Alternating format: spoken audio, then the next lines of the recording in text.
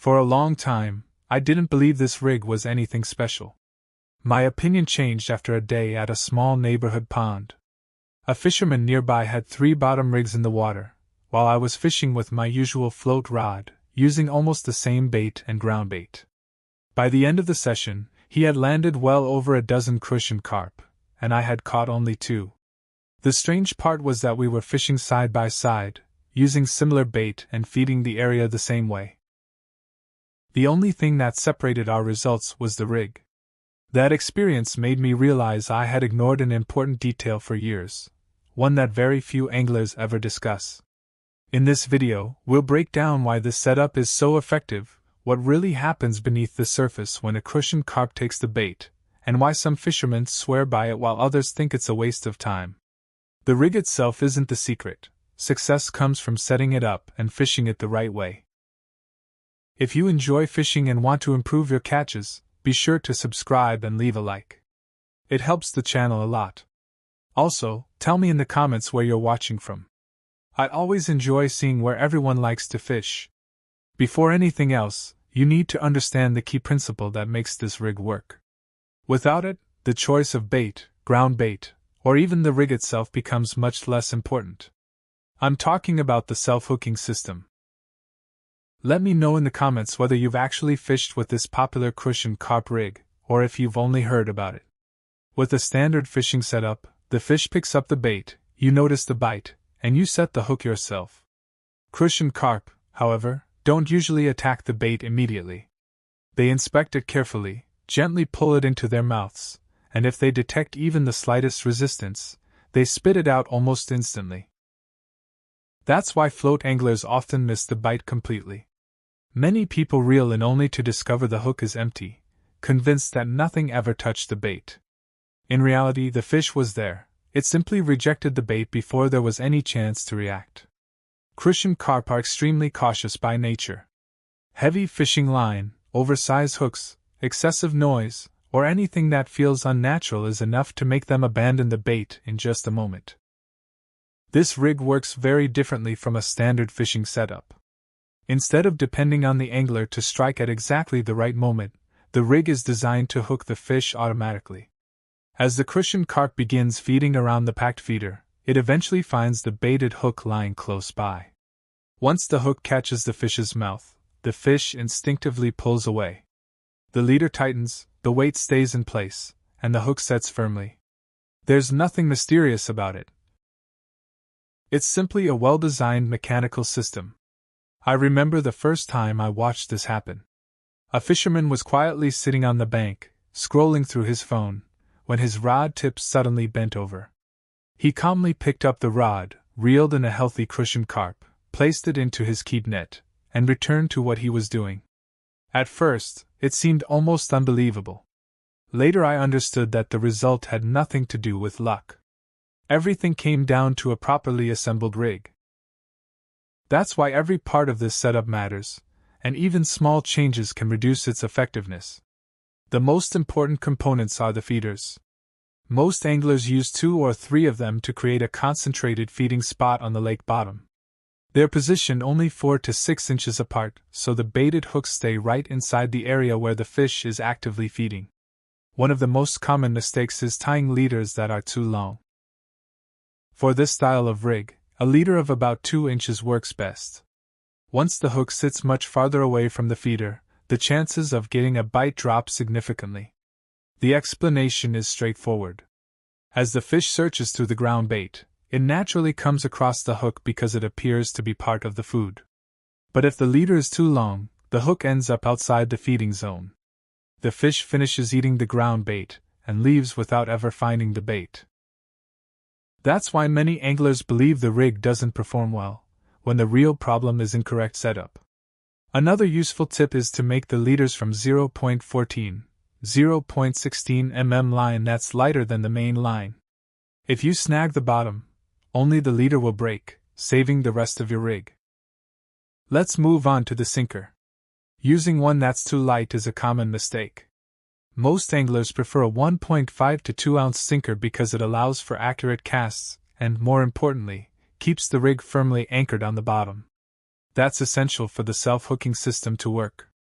When the fish pulls away, the sinker needs to stay put. If it slides across the bottom, the hook won't set properly. A flat sinker is usually the best option since it holds its position better, even in current or choppy water. The main line should be 0.22, 0.28 mm monofilament. Mono has a little stretch, which helps cushion sudden runs from the fish. Braided line doesn't stretch, so all the force is transferred directly to the leader, increasing the chance of breaking it. Sharp hooks are just as important. Since the rig hooks the fish automatically, there isn't a second chance to set the hook. Before every trip, test each hook by gently touching the point to your fingernail. If it catches immediately, it's ready to use. #8, #12 hooks are ideal for average Crucian carp, while #6, #8 are a better choice for larger fish. And remember, never cover the hook point with bait. It must remain exposed for the rig to work correctly. By the way, I'd love to know where you usually catch Crucian carp. Do you fish small ponds, larger lakes, or rivers? Leave a comment below. Now imagine what happens after the cast. The feeders settle onto the bottom, and the ground bait slowly starts releasing its scent into the water. If Crucian carp are in the area, they'll eventually detect the feeding spot. Sometimes they show up within a few minutes, while other times you simply have to be patient. Once the fish arrives, it begins feeding naturally, picking up small particles from the bottom and working its way around the compact feeding area. As it searches for more food, it gradually moves closer to the baited hooks. That's the exact situation this rig was created for, allowing the fish to hook itself while feeding naturally. To a Crucian carp, the bait doesn't look suspicious at all. It blends in with the ground bait, smells familiar, and appears to be just another piece of food. The fish picks it up naturally, and everything happens almost instantly. If it swims forward, the leader tightens, the sinker stays firmly in place, and the hook sets itself. Even if the fish reacts by darting backward, the outcome is usually the same. That's why this rig produces such reliable results. It takes advantage of the fish's own movement. Another major benefit is that you don't have to watch the rod tip nonstop. That's one reason this setup is so popular for night fishing. While the fish feeds on the bottom, you simply wait for the bite alarm or bell to sound. By the time you reach the rod, the fish is often already securely hooked. However, one common mistake causes many anglers to lose confidence in this rig after just one trip, and it happens before they even get to the water. When they prepare the feeders. A lot of anglers pack the ground bait just as they would for a standard feeder setup, pressing it in only lightly. The result is that much of the mix falls out as soon as the rig hits the water, leaving very little on the bottom. With this rig, the ground bait should be packed as firmly as possible. Press it tightly into the feeder until it's completely full. That way, it stays in place during the cast and begins breaking down gradually only after it reaches the lake bottom, exactly where Crucian carp feed. Firmly packed ground bait has another important advantage: it dissolves slowly, keeping fish feeding in the area for a much longer time. The longer the fish remains around the feeders, the more likely it is to find one of the baited hooks. The ground bait recipe matters too. A regular feeder mix designed for Crucian carp is a great starting point, but many anglers improve it by adding masturca, cooked peas, millet, and a little semolina to help bind everything together. Ground hemp seed is another excellent ingredient because its natural aroma spreads quickly through the water and attracts both Crucian carp and common carp. Selecting the right attractant doesn't have to be complicated. Vanilla is a dependable choice for most of the fishing season, anise performs especially well during hot summer weather, and garlic often shines once the water cools down. On certain waters, adding a little dill can also improve results. The important thing is to use scents in moderation. An overpowering aroma can make cautious fish avoid your feeding area. Another effective trick is mixing a few live maggots or bloodworms into the ground bait. Their movement on the bottom creates extra attraction and often draws fish in much faster. One of the biggest mistakes anglers make is feeding too much. Ground bait isn't meant to satisfy the fish. It should simply encourage feeding and keep the fish searching around your rig. Once the fish is full, it becomes much less interested in your hook bait.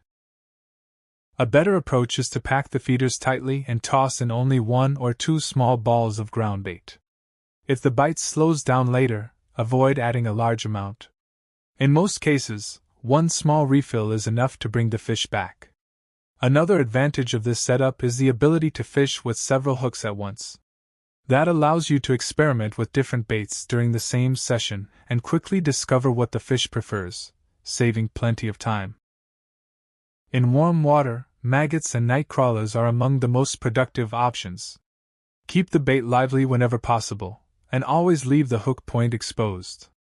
The natural movement of the bait often encourages hesitant fish to bite. When the water is colder, bloodworms can be hard to beat, while homemade pea masturca remains a classic summer bait. Plain dough flavored with vanilla or garlic is another reliable option that consistently catches fish. In many cases, the simplest baits outperform expensive alternatives. Although dough gradually softens in the water, that's rarely a problem because this rig doesn't require constant recasting. If you're targeting larger Crucian carp or common carp, give sweet corn a try.